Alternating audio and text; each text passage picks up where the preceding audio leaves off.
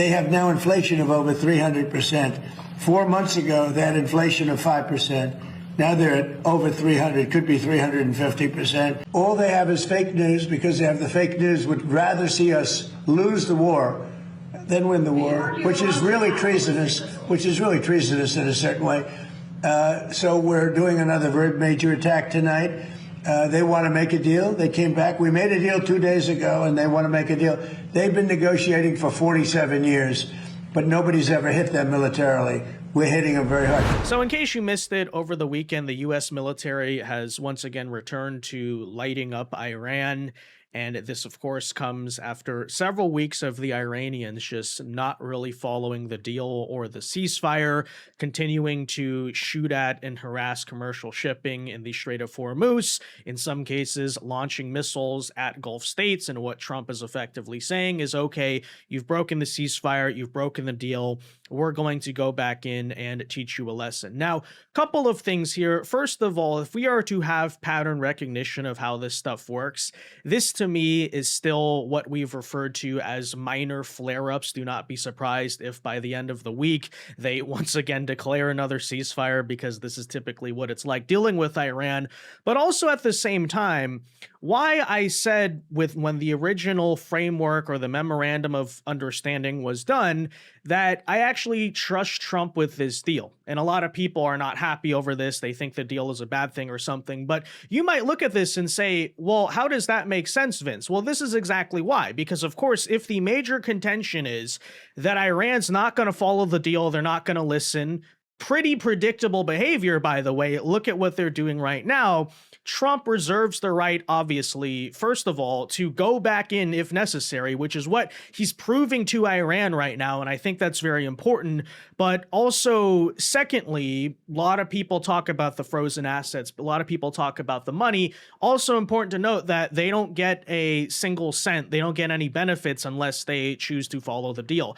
And if I were to be honest, I think what has happened over the past couple of weeks, especially with IRGC, and who knows who's really in charge of Iran at this moment, who knows if this is rogue IRGC actions we are dealing with or coming from the central government. But regardless, after a couple of days of things being completely peaceful, then we start to see more and more violence taking place, that it seems very likely the Iranians were testing Trump here, which is to say they probably are under the assumption that, hey, Trump pulled out of the war because the political and economic costs were too great. The midterms are coming up. Surely Trump is not going to take the risk of restarting things back up because he wants oil prices to be lower and all of those things. And so I think basically the Iranians thought that was a free license to act however they wanted. And why it's very smart and correct right now, and again, why I trust Trump to be doing this, this is actually the moment where you have to basically prove to Iran, no, you mess around, we don't care, we're going to go back. And if that quote unquote restarts the war on some limited level or for some limited time, we're willing to go there. Arguably that adds more strength to whenever this thing gets finally done, that hey, Iran, there's no way out of this. You can't just weasel or do this or that or try to buy time. Well, if you don't follow, we'll hit you. And we'll keep doing that over and over again until you stop. And so that's why I find this to be sort of a necessary moment where Trump has to show, you didn't outlast me, you're not going to fatigue me out of this, basically. So what has now happened since is that Trump is announcing that the old naval blockade on Iranian oil and shipments once again resumes. You want to mess with the global economy, we'll go back to messing with yours once again, is basically there what he is saying.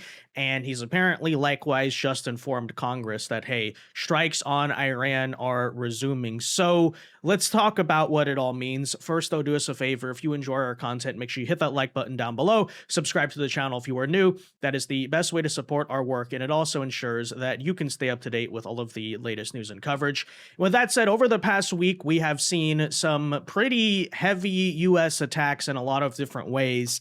Earlier, about last week, I believe they attacked an Iranian nuclear facility. Then just yesterday, we have gotten news like this right here. So apparently multiple one-way attack surface drones have successfully struck a submarine ship and maintenance facility in Iran. And so you do notice that a lot of the operations, although not all, but most are being focused along that coastline, which is where we have these IRGC units continuing to engage in what is effectively piracy and terrorism over in the Strait. 3 Corsair unmanned surface vessels hit the port at Bander's Aba Naval Base, marking the first time American forces have employed sea drones in combat operations. And certainly one development from this conflict out of the U.S. military is it's kind of a chance to refine drone technology, which obviously, like it or not, in many ways is the future of warfare. But as they're pointing out here, last night's strikes degraded Iran's ability to continue attacking commercial shipping.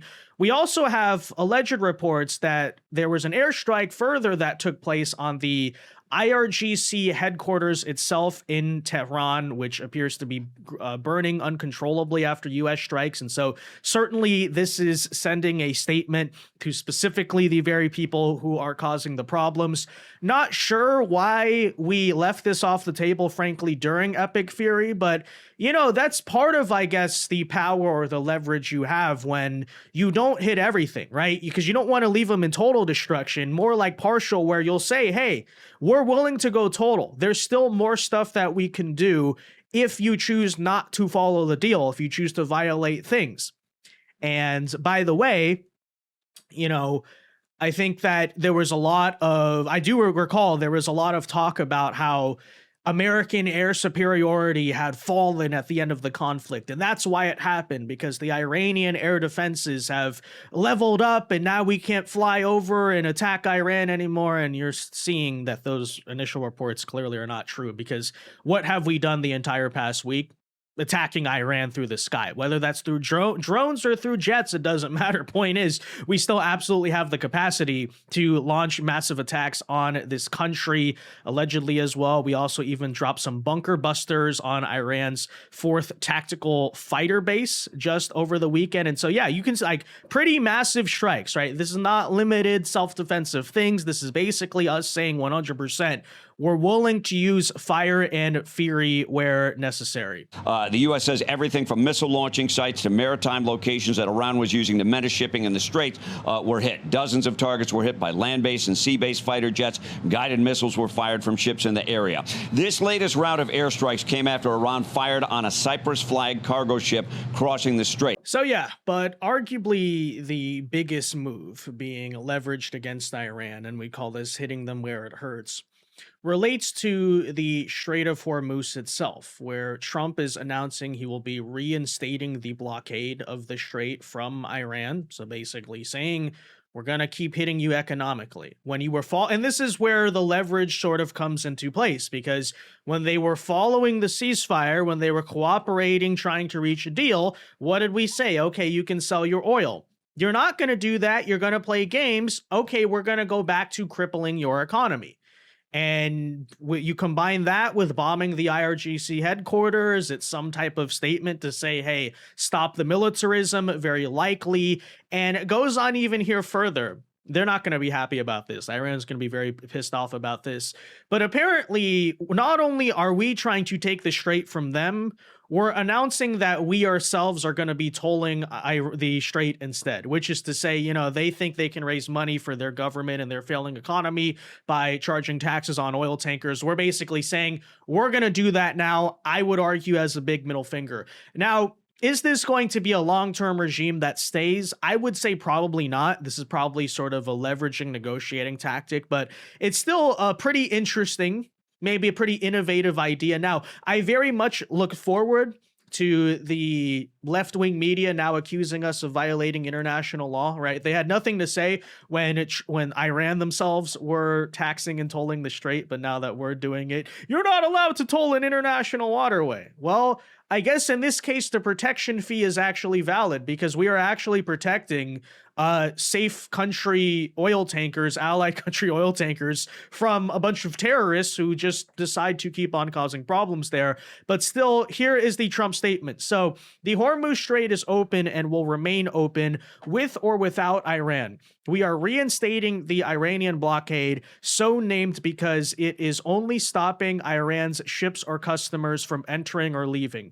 All other countries will have fair and open use of the strait. The USA will be, at this point forward, known as, quote, the guardian of the Hormuz Strait, but as such, and as a matter of fairness, will be reimbursed at the rate of 20% on all cargo shipped for any and all costs necessary to do the job of providing safety and security to this very volatile section of the world. And by the way, do not forget that I think the other statement being sent here is, you remember there was that coalition of 35 countries, mostly NATO and NATO aligned, saying that they were all going to come together and send military forces to ensure freedom of navigation and all of that stuff. And they said, oh, well, once the war is over, okay, well, we kind of reached a point where, at least for a time being, the war was over. Where were they, right?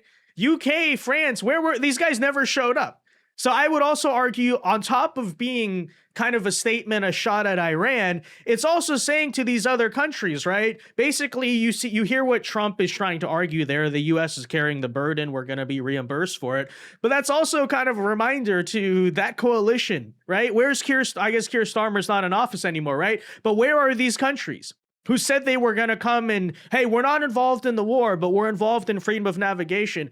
Just totally drop the ball. Pretty expected, though, right? What do we predict from our so-called allies? But anyways, for any and all costs necessary to do the job of providing safety, the process and formation will begin immediately. Thank you for your attention to this matter. And here's what Trump had to say in an interview just today. But we had a deal. What nobody knows, we had a deal. It was a done deal. And then they broke it. They always break it. We've had 10 deals with these people. And so we're just going to hit them very hard. And we're going to keep the strait. And we'll probably run it. We'll become the guardian of the strait. Maybe we'll call it the guardian angel of the strait. Yeah. And we should be reimbursed for that. When we do that, we're going to be reimbursed because the other nations are very wealthy. They're on our side. And we can't be expected to do that for nothing, unlike we had for many years. You know, we guarded the strait for 50 years more, and we never got paid for it. They made all the money, and the United States was just, they wouldn't. It's amazing. We guarded it for nothing. And now we're going to guard it. We're going to get paid for guarding it. A lot of money. Yeah, so to put all of this into perspective, I think it is important to note that this is probably the most major flare-up of conflict that we have seen since the Memorandum of Understanding was signed. Typically, it lasts a day, maybe over a weekend, but we're still into the week. Trump has sent formal notices to Congress and all of those things. But I still do generally maintain the stance that it still is sort of in the realm of a minor flare-up, and very likely this will resolve itself very soon. Just, again, that's based on pattern recognition of how it goes every single time. This whole situation, these past couple of months have not been a good time for the World War III grifters, right? The people who sit around hoping for World War III basically to happen so they can prove that they were right, because, oh, wow, look at what's happening now. And then it cools off again. And, we're back to the strait's open once again, right? But however, that kind of mocking aspect of it aside, I do think it is important maybe that we have a moment like this, because, again, if you want to talk about the deal, if you want to understandably and justifiably totally agree, you want to say that Iran is clearly not going to follow the deal, at least unless they are forced to do so, it's sort of necessary that we do send the statement, and arguably sooner rather than later, that, hey, we reserve the right. We're going to go back in. And by the way, if you want to say, oh, our country's big enough, we'll survive your bombing, haha, what are you going to do? Yeah, we'll mess with your economy as well. Of course, we brought this point up before, but let us not forget, the entire maybe flare up, the trigger point, among other aspects of discontent by the population. But back in January of this year, many analysts cite the fact it probably blew up and flared up in their country and people were rising up, especially because the economy was going downhill. And typically when you have a regime that is repressive in many ways and then the economy also starts to suffer, that's when people, of course, get angry. They get out in the streets. And now we're at the point where, okay, so we did that blockade that hurt them economically. We're also showing, hey, we'll cut off basically your entire country's economy. We will screw you up unless you sit here and follow the deal, which is important. Now, that said, in the maybe grand scheme of things, how serious should we view this? Well, one index that we always like to use is, of course, the crude oil futures, especially of U.S. oil prices. Important to note, while they have gone up about six, seven or so dollars over the span of the past couple of days in response to tensions flaring up once again in the Middle East, that we're still looking at levels that are not that much significantly higher now at this point, between 5 to 10% up from what they were, for example, at the start of the conflict, right? The day before the conflict started, we're now only up 10%. So is that a sign perhaps that financially speaking, there's an understanding that, hey, this current flare-up is not the biggest deal. It's sort of a minor drop in the bucket, but it's not the end of the world. Things will likely restore themselves back to normal rather soon. I tend to lean in that direction, but hey, after all, you never know. But I think that generally it does not do any good to overreact to situations like this, which is exactly why we are not. And frankly, this is part of the reason why I maintain relative trust in Trump's ability to, in the end, it's going to take time. I doubt this will even be the last flare-up, but to make a deal and make it work out in the end. And you might sit there and say that, what the heck are you even talking about? Iran is flagrantly violating the ceasefire. They're still harassing commercial shipping. We're having to go back in and bomb them again and blockade them again. But I repeat, that's my entire point. Is the reason why I believe a deal is possible is not because, oh, they're a bunch of good faith people who are honest and they're going to follow things and they're going to listen. No. The leverage we have is showing, and this is why I repeat, that's an important moment, showing that, hey, this is not going to be like past regimes. If you don't follow it, if you try to circumvent or cheat the deal, not only are you going to get none of your benefits on the flip side, but we reserve the right. We're going to go back in and freaking bomb you. And we're going to go back in and choke out your economy once again. And we're willing to do that, right? Because obviously any deal, whether it's allied, friend, or foe, but especially a deal with a country like Iran, needs strict enforcement. The reason I have faith in us is not because the Iranians are good faith negotiators. It's because we are basically showing here we're willing to be a strict enforcer. I could be wrong about that. I'm sure plenty of people will say, no, we need to just go finish the job. But, at the same time, never argued that this should be a 2003 style regime change war, right? And I think we have shown that, hey, again, I maintain the stance. I think the regime here will come out fundamentally weakened. I question their stability over the next several years. I don't think that it's possible for a government to lose that much of your senior leadership and remain totally stable. I think history actually is against the Iranian regime holding itself together long term. But still, for people who say, obviously, you have to go topple the regime right now, right? We actually need regime change. Clearly, there's no leveling with these people. I mean, you can make that case, sure. But we committed to the idea that there were going to be no more forever wars. I think it is clear at this point that, hey, in order to do the job 100%, you would be looking at a energy crisis that would actually kind of fit with the doomsday predictions. Because if we had to go, and for example, what would you have to do? Invade Iran like 2003? You have this mutually assured destruction situation where energy infrastructure is blowing up across the Middle East, right? All the oil fields are blowing up.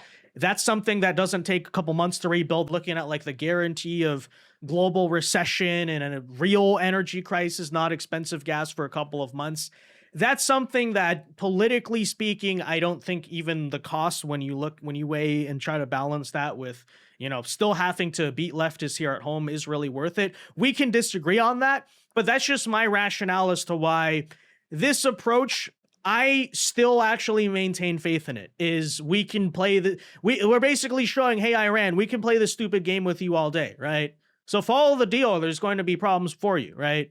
But still, and this is sort of big about Trump's foreign policy approach. He's always done things this way, leaving the door open to, hey, we're lighting you up right now. We're causing problems, but here's the out, right? Here's the way out. We're never going to commit 100% to, like, we're going to kill you. More so that, hey, you want this to stop, right? It's almost like beating somebody until they submit or putting them into a hold until they tap out, right? It's like, hey, the path is out. I'll relent, but you have to give me what I want. So that's just the way I see it. Anyways, let me know yours in the comment section down below. Be sure to leave a like on this video, subscribe to the channel if you are new, and until next time, God bless and peace.